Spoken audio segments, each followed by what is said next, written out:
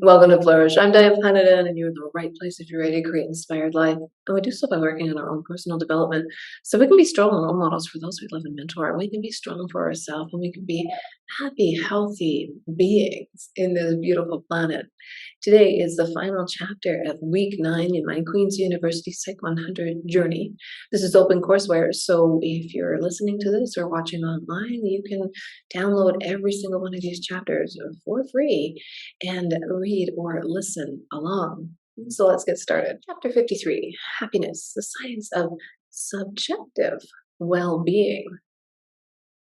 Subjective well-being is a scientific term for happiness and life satisfaction, thinking and feeling that your life is going well, not badly. Scientists rely primarily on self-report surveys to assess the happiness of individuals, but they have validated these scales with other types of measures. People's level of subjective well-being are influenced by both internal factors, such as personality and outlook, and external factors, such as the society in which they live. Some of the major determinants of subjective well-being are a person's inborn temperament, the quality of their social relationships, the societies they live in, and their ability to meet their basic needs. To some degree, people adapt to conditions so that over time our circumstances may not influence our happiness as much as one might predict they would.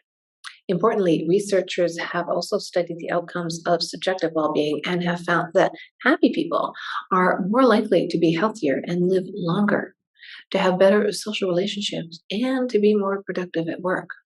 In other words, people high in subjective well-being seem to be healthier and function more effectively compared to people who are chronically stressed, depressed, or angry.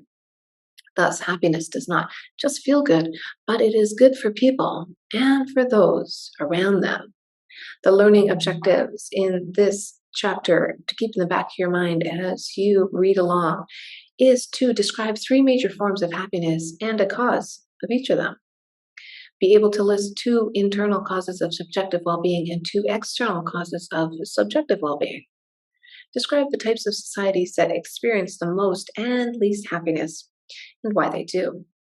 Describe the typical course of adaptation to events in terms of the time course of SWB. Describe several of the beneficial outcomes of being a happy person and describe how happiness is typically measured. As mentioned before, I am a student, not a teacher, and I am sharing my journey with you, and that SWB was subjective well-being. I just wanted to jump up there and take another look at that.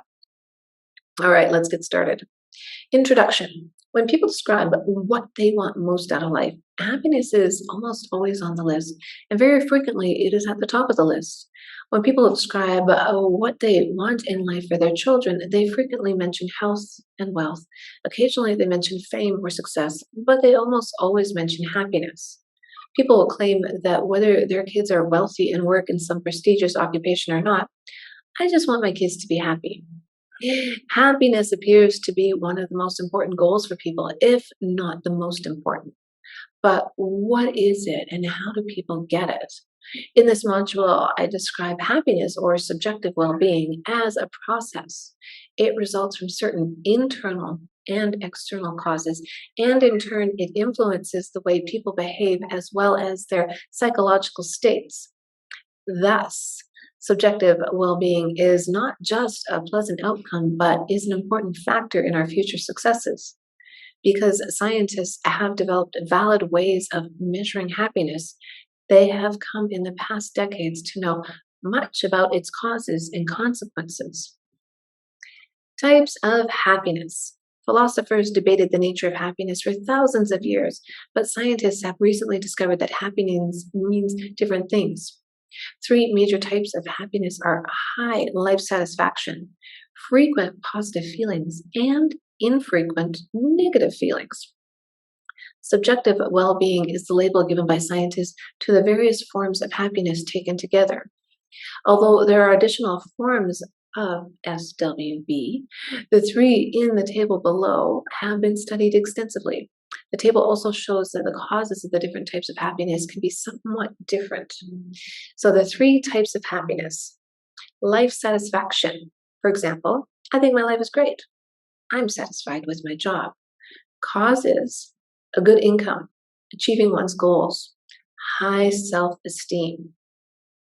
Next, positive feelings. Example, enjoying life and loving others. Causes, supportive friends, interesting work, and extroverted personality. Third, low negative feelings. Example, few chronic worries, rarely sad or angry. Causes, low neuroticism, one goals are in harmony, and a positive outlook. You can see in the table, or here if you're listening to this on the podcast, that there are different causes of happiness and that these causes are not identical for the various types of SWB. Therefore, there's no single key, no magic wand. High SWB is achieved by combining several different important elements. Thus, people who promise to know the key to happiness are oversimplifying. Some people experience all three elements of happiness. They are very satisfied, enjoy life, and have only a few worries or other unpleasant emotions. Other unfortunate people are missing all three. Most of us know individuals who have one type of happiness but not another. For example, imagine an elderly person who's completely satisfied with her life. She has done most everything she ever wanted, but is not currently enjoying life that much because of the infirmities of age. There are others who show a different pattern, for example, who really enjoy life but also experience a lot of stress, anger, and worry. And there are those who are having fun but who are dissatisfied and believe they are wasting their lives.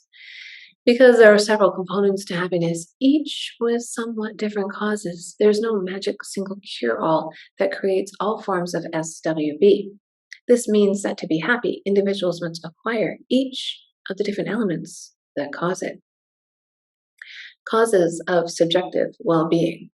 There are external influences on people's happiness, the circumstances in which they live. It is possible for some people to be happy living in poverty with ill health, or with a child who has a serious disease, but this is difficult. In contrast, it is easier to be happy if one has supportive family and friends, ample resources to meet one's needs, and good health. But even here, there are exceptions. People who are depressed and unhappy while living in excellent circumstances. Thus, people can be happy or unhappy because of their personalities and the way they think about the world, or because of the external circumstances in which they live. People vary in their propensity to happiness, in their personalities and outlook, and this means that knowing their living conditions is not enough to predict happiness. In the table below are shown internal and external circumstances that influence happiness. There are individual differences in what makes people happy, but the causes in the table are important for most people. Internal causes, top-down influences. Number 1, inborn temperament. Description. Studies of identical twins raised apart indicate that our genes influence our happiness. Even when raised apart, identical twins tend to be similar in their levels of subjective well-being. Personality and temperament. Personality is partly inborn and partly learned, and it influences our happiness. For example, extroverts tend to have more positive feelings. Neurotics tend to have more negative feelings. Outlook. People can develop habits of noticing the good things in life and interpreting ambiguous events in positive ways.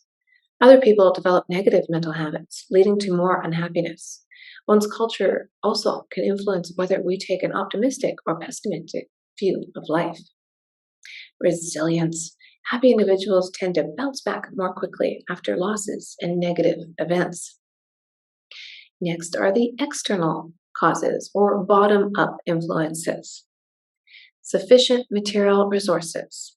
The description. People have enough money to meet their basic needs and fulfill their major goals. Sufficient social resources. People differ in their need for social contact, but everyone needs some supportive and trusted others. Family, a friend, or a partner, or sometimes all three. We need other people to lead a fulfilled life. And desirable society. Our own efforts and circumstances influence our happiness, but so does the society in which we live. A society of hunger, war, conflict, and corruption is much less happy than one with material resources, high levels of trust and cooperation, and people who want to help each other.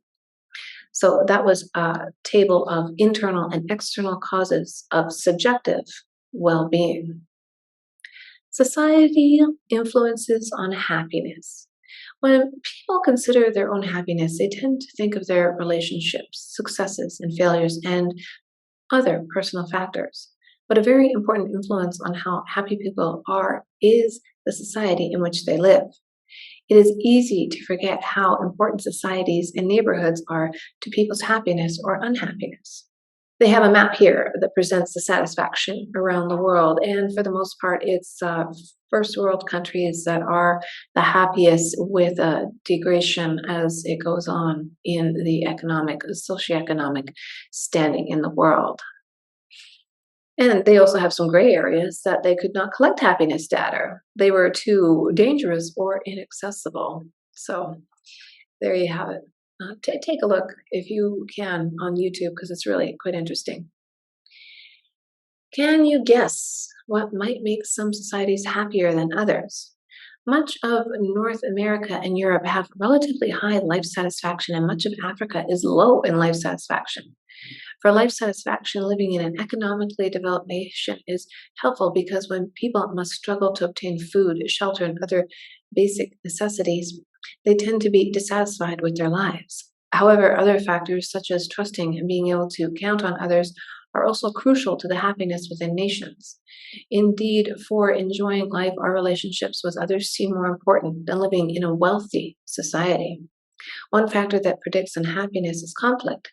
Individuals and nations with high internal conflicts or conflict with neighboring nations tend to experience low SWB.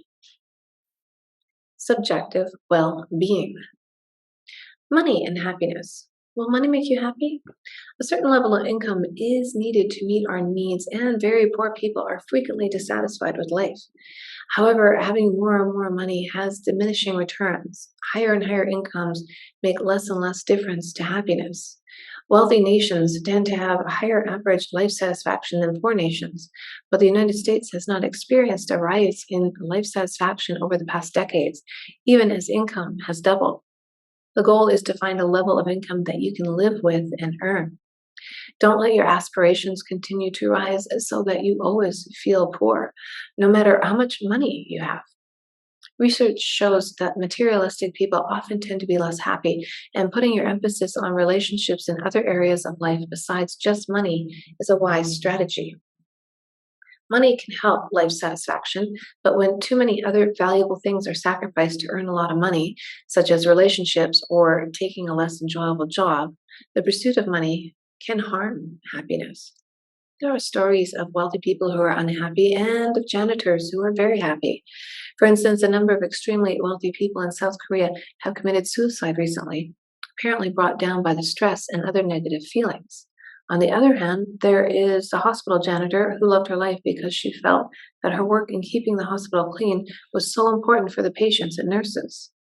Some millionaires are dissatisfied because they want to be billionaires. Conversely, some people with ordinary incomes are quite happy because they've learned to live within their means and enjoy the less expensive things in life. It is important to always keep in mind that high materialism seems to lower life satisfaction. Valuing money over other things such as relationships can make us dissatisfied. When people think money is more important than everything else, they seem to have a harder time being happy. And unless they make a great deal of money, they are not on average as happy as others. Perhaps in seeking money, they sacrifice other important things too much, such as relationships, spirituality, or following their interests. Or it may be that materialists just can never get enough money to fulfill their dreams. They always want more. To sum up what makes for a happy life, let's take the example of Manoj, a rickshaw driver in Calcutta. He enjoys life despite the hardship and is reasonably satisfied with life. How could he be relatively happy despite his very low income, sometimes even insufficient to buy enough food for his family? The things that make Manoj happy are his family and friends, his religion and his work, which he finds meaningful. His low income does lower his life satisfaction to some degree, but he finds his children to be very rewarding and he gets along well with his neighbors. I also suspect that Manoj's positive temperament and his enjoyment of social relationships helped to some degree to overcome his poverty and earn him a place among the happy. However, Manoj would also likely be even more satisfied with life if he had a higher income that allowed more food, better housing, and better medical care for his family. Besides the internal and external factors that influence happiness, there are psychological influences as well, such as our aspirations, social comparisons, and adaptation. People's aspirations are what they want in life, including income, occupation, marriage, and so forth. If people's aspirations are high, they will often strive harder, but there's also a risk of them falling short of their aspirations and being dissatisfied. The goal is to have challenging aspirations, but also to be able to adapt to what actually happens in life. One's outlook and resilience are also always very important to happiness. Every person will have disappointments in life, fail at times, and have problems. Thus, happiness comes not to people who never have problems. There are no such individuals, but to people who are able to bounce back from failures and adapt to disappointments. This is why happiness is never caused just by what happens to us, but also includes our outlook on life. Adaptation to circumstances. The process of adaptation is important in understanding happiness. When good and bad events occur, people often react strongly at first, but then their reactions adapt over time and they return to their former levels of happiness. For instance, many people are euphoric when they first marry, but over time they grow accustomed to the marriage and no longer ecstatic. The marriage becomes commonplace and they return to their former level of happiness. Few of us think this will happen to us, but the truth is that it usually does. Some people will be a bit happier even years after marriage, but nobody carries that initial high through the years. People also adapt over time to bad events. However, people take a long time to adapt to certain negative events, such as unemployment. People become unhappy when they lose their work, but over time they recover to some extent. But even after a number of years, unemployed individuals sometimes have lower life satisfaction, indicating that they have not completely habituated to the experience. However, there are strong individual differences in adaptation too. Some people are resilient and bounce back quickly after a bad event, and others are fragile and do not ever fully adapt to the bad event. Do you adapt quickly to bad events and bounce back, or do you continue to dwell on a bad event and let it keep you down? An example of adaptation to circumstances is shown in their figure 3 here, so I hope you're watching this on YouTube, which shows the daily moods of Harry, a college student who had Hodgkin's lymphoma. As can be seen over the 6-week period when I studied Harry's moods, they went up and down. A few times his moods dropped into the negative zone below the horizontal blue line. Most of the time, Harry's moods were in the positive zone above the line. But about halfway through the study, Harry was told that his cancer was in remission, effectively cured, and his moods on that day spiked way up. But notice that he quickly adapted. The effects of the good news wore off, and Harry adapted back towards where he was before. So even the best news one can imagine, recovering from cancer, was not enough to give Harry a permanent high. Notice too, however, that Harry's moods averaged a bit higher after cancer remission. Thus, the typical pattern is a strong response to the event and then a dampening of this joy over time. However, even in the long run, the person might be a bit happier or unhappier than before. It's nice to stay above the line in happiness, isn't it? Outcomes of a high subjective well-being. Is the state of happiness truly a good thing? Is happiness simply a feel-good state that leaves us unmotivated and ignorant of the world's problems? Should people strive to be happy, or are they better off to be grumpy but realistic? Some have argued that happiness is actually a bad thing, leaving us superficial and uncaring. Most of the evidence so far suggests that happy people are healthier, more sociable, more productive, and better citizens. Research shows that the happiest individuals are usually very sociable. Then they have another table below here that summarizes some of the major findings. So the positive outcomes, health and longevity, and the description of some of the benefits. Happy and optimistic people have stronger immune systems and fewer cardiovascular diseases. Happy people are more likely to perform healthy behaviors, such as wearing seatbelts, and adhere to medical regimes. They also seem, on average, to live longer. Social relationships. Happy people are more popular, and their relationships are more stable and rewarding. For example, they get divorced less and are fired from work less. They support others more and receive more support from others in return. Productivity. Organizations in which people are positive and satisfied seem to be more successful. Work units with greater subjective well being are more productive, and companies with happy workers tend to earn more money and develop higher stock prices. And citizenship.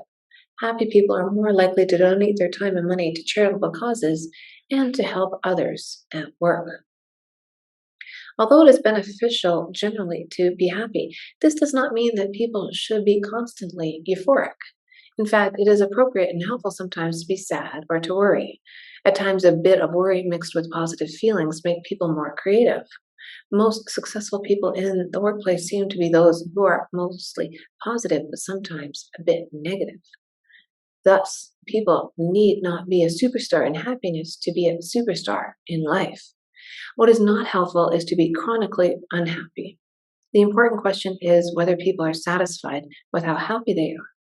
If you feel mostly positive and satisfied and yet occasionally worry and feel stress, this is probably fine as long as you feel comfortable with this level of happiness. If you are a person who is chronically unhappy much of the time, changes are needed and perhaps professional intervention would help as well. Measuring happiness.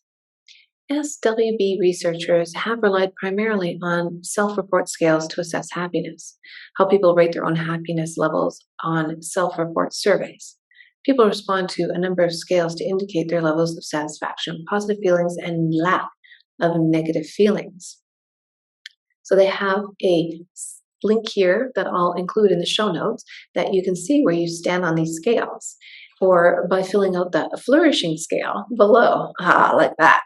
These measures will give you an idea of what popular scales of happiness are like. The self-report scales have proved to be relatively valid, although people can lie or fool themselves or be influenced by their current moods or situational factors. Because the scales are imperfect, well-being scientists also sometimes use biological measures of happiness. Scientists also use reports by family, coworkers, and friends. These people are reporting how happy they believe the target person is. Other measures are used as well to help overcome some of the shortcomings of the self-reported scales, but most of the field is based on people telling us how happy they are using numbered scales. There are scales to measure life satisfaction, positive and negative feelings, and whether a person is psychologically flourishing. Flourishing has to do with whether a person feels meaning in life, has close relationships, and feels a sense of mastery over important life activities. You can take the well-being scales created by the Diner Laboratory and let others take them too, because they are free and open for use. There we go. Some ways to be happier. Some people are fairly happy, but many of them also wish they could be a bit more satisfied and enjoy life more. Prescriptions about how to achieve more happiness are often oversimplified because happiness has different components and prescription need to be aimed at where each individual needs improvement. One size does not fit all. A person might be strong in one area and deficient in other areas. People with prolonged serious unhappiness might need help from a professional. Thus, recommendations for how to achieve happiness are often appropriate for one person, but not for others. With this in mind, I list in Table 4 below some general recommendations for you to be happier. Self-questions for becoming happier. Are there controllable things in your life that could be changed to make your life more meaningful and happy? What are the avenues to change, and why haven't you taken them? Do you generally see the bright side of things, the part of the glass that is half full, or do you always see the dark side of things? Can you change this outlook on life by working to break the empty glass view of life? Can you develop more positive mental habits, such as being grateful to others for all of the things they do for you? Are there people around you who make you feel good about yourself and who make your life more enjoyable? How can you reduce the number of downers who might surround you? In your relationships, seek to make others happy and help others, not just receive support from others. The happiest and healthiest people are often those who help others and the world. Beyond actually helping others, express gratefulness to them and be the person who gives lots of compliments. And last, find work that you will love and be good at, while being realistic about your chances of finding certain jobs. Don't overweigh the importance of money or status in selecting an occupation. Find a job that interests you and plays to your strengths. If you find a job you love, this could be a big boost to happiness. Well, I really enjoyed that chapter because we all deserve to be happy. We all deserve to flourish in life, right? Well, if you like the show, share it with somebody you know, and think about the money aspect of this chapter. How much money do you need to be happy? Go back and maybe watch my episode on Maslow's hierarchy of needs, because I use that as a little measurement tool. Because if you can't get past level 1, you might need to make more money in order to be happy.